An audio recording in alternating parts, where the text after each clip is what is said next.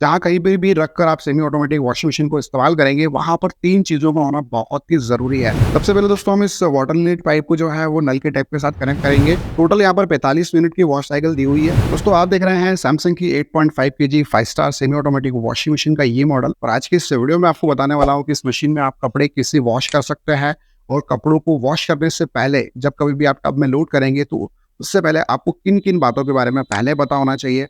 Normal कपड़े आप किस वॉशिंग प्रोग्राम से वॉश कर पाएँगे, हेवी कपड़े आप कैसे वॉश कर पाएँगे, सारी इन्फॉर्मेशन दूँगा क्योंकि आज का ये जो वीडियो है वो Samsung semi automatic washing machine का डेमो वीडियो है, जहाँ पर आपको इस वॉशिंग मशीन के संबंधित डिटेल्स में पूरी इन्फॉर्मेशन मिलेगी। दोस्तों सबसे पहले हम बात करेंगे सेमी ऑटोमेटिक वॉशिंग मशीन को इंस्टॉल करने की प्रोसेस के बारे में। दोस्तों ऑटोमेटिक वॉशिंग मशीन को इंस्टॉल करने के लिए तो ब्रांड की ओर से टेक्नीशियन आपके घर पर विजिट करता है और प्रॉपर आपको डेमो देता है और साथ में उस मशीन को इंस्टॉल भी करता है। लेकिन सेमी ऑटोमेटिक वॉशिंग मशीन को इंस्टॉल करने के लिए कोई भी टेक्नीशियन आपके घर पे विजिट नहीं करता है, आपको खुद ही उसे इंस्टॉल करना होता है। जहाँ कहीं पे भी रखकर आप सेमी ऑटोमेटिक वॉशिंग मशीन को इस्तेमाल करेंगे, वहाँ पर 3 चीज़ों का होना बहुत ही ज़रूरी है। सबसे पहले दोस्तों 16 एम्पीयर का पावर प्लग होना चाहिए, वो भी प्रॉपर अर्थिंग कनेक्शन के साथ में, जिससे कि पावर सप्लाई मशीन को प्रॉपर मिले। उसके अलावा दोस्तों पानी की सप्लाई के लिए नल के टैप का होना ज़रूरी है, जिससे कि मशीन को प्रॉपर पानी की सप्लाई मिले। और दोस्तों ध्यान रखिएगा कि पानी का प्रेशर भी होना चाहिए, जिससे कि मशीन में पानी आसानी से पहुँच सके।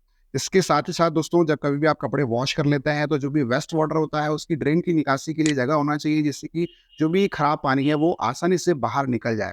तो ये तीनों चीज़ें एक जगह पर होना चाहिए जहाँ पर आप वॉशिंग मशीन को प्रॉपर तरीके से इंस्टॉल करें। सबसे पहले दोस्तों हम इस वाटर इनलेट पाइप को जो है वो नल के टैप के साथ कनेक्ट करेंगे। ये जो छोटा वाला सिरा है वो मशीन के साथ में कनेक्ट किया जाता है कुछ इस तरीके से, और ये काफ़ी ईज़िली तरीके से कनेक्ट हो जाता है। उसके बाद जो सेकंड सिरा है दोस्तों वो नल के टैप के साथ आपको कनेक्ट करना होता है। यहाँ पे प्रॉपर ग्रिप भी वगैरह भी दी हुई है, तो निप्पल वगैरह की जो ज़रूरत पड़ती नहीं है, बहुत ईज़ी ये फिक्स हो जाता है। ड्रेन पाइप दोस्तों बहुत ईज़िली कनेक्ट हो जाता है और साथ में आपको ये क्लिप भी मिलती है जो कि ड्रेन पाइप में पकड़ बनाने के लिए, मजबूती बनाने के लिए काफ़ी काम की और उपयोगी है। तो यहाँ पर आप ड्रेन पाइप को ऐसे ही कुछ इस तरीके से कनेक्ट करेंगे तो ये बहुत ही ईज़ी तरीके से फिक्स हो जाएगा।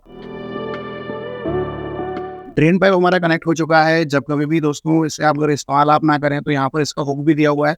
इसे आप यहाँ पर हैंग भी कर सकते हैं कुछ इस तरीके से, और जब भी आप इस्तेमाल करें तो इसको जो है वो कुछ नीचे इस तरीके से रहने दें ताकि बेस्ट वाटर जो है वो आसानी से निकल जाए।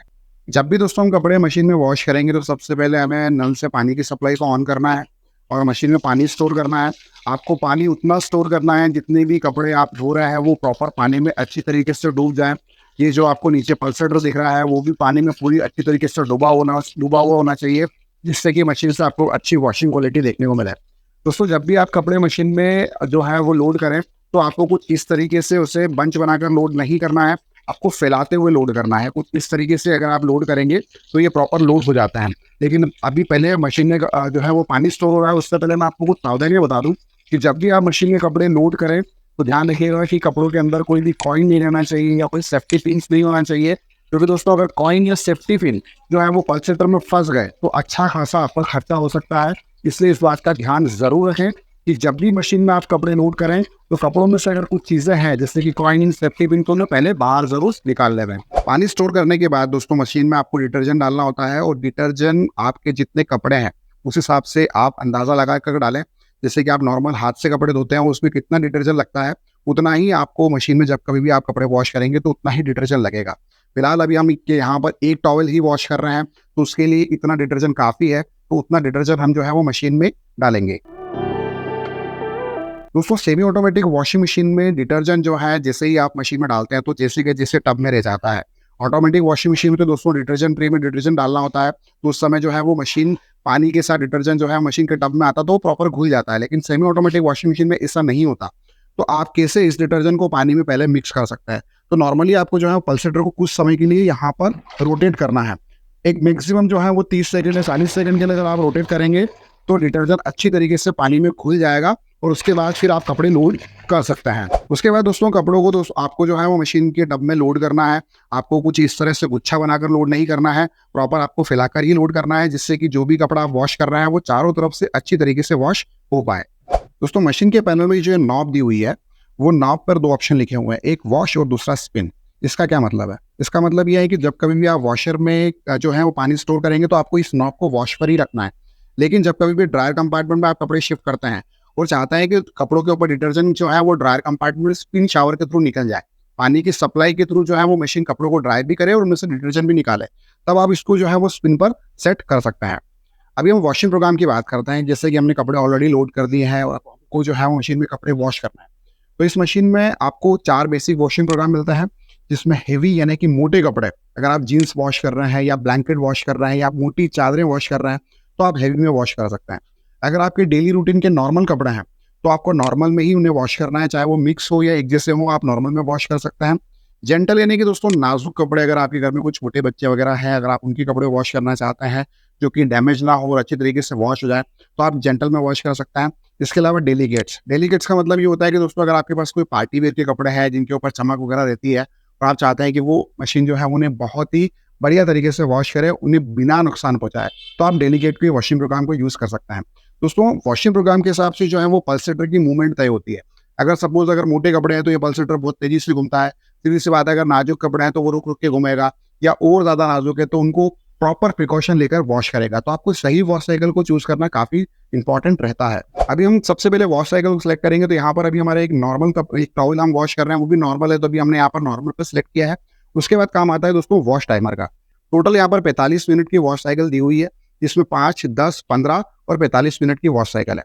अगर आप डेली रूटीन के कपड़े वॉश कर रहे हैं और मिक्स अगर आपके पास कपड़े हैं, तो आप 45 मिनट पे सेट कीजिएगा, जिसमें मशीन कपड़ों को गलाकर वॉश करेगी।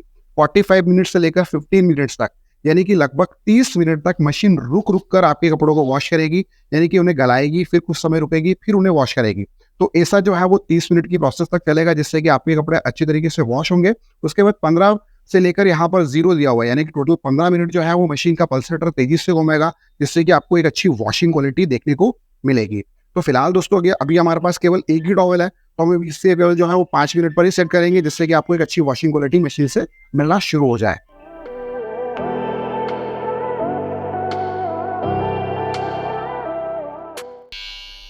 दोस्तों हमारी वॉश साइकिल कंप्लीट हो चुकी है। जैसा कि अभी आपने एक अलार्म भी सुना होगा, यानी कि मशीन जब कभी भी कपड़े आपके अच्छे तरीके से वॉश कर देती है, तो एक बजर बजता है जिसमें मशीन आपको ये इंडिकेट करती है कि आपके जो कपड़े हैं वो वॉशर में अच्छी तरीके से वॉश हो चुके हैं।